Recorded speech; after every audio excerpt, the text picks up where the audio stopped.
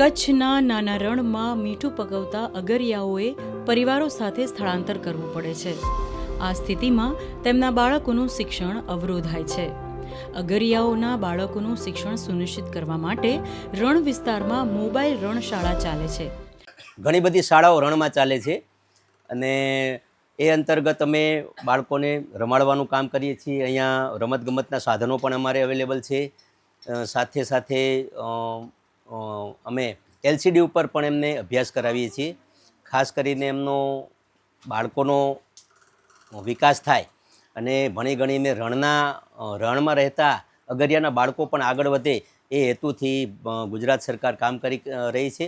આ mobile રણશાળામાં LED જેવા આધુનિક સાધનોની મદદથી બાળકોને શિક્ષણ આપવામાં આવે છે. મોબાઈલમાં LED, પંખા અને લાઇટ માટે સોલર સિસ્ટમનો ઉપયોગ કરવામાં આવે છે.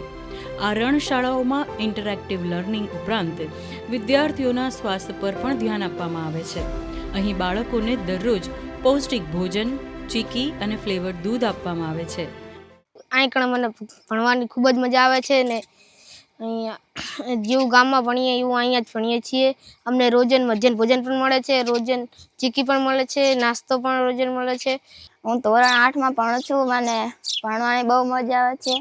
અહીં રમવાનું સાધન પણ છે, જમવાનું પણ હોય છે, ચીકી આપે છે, દૂધ આપે છે.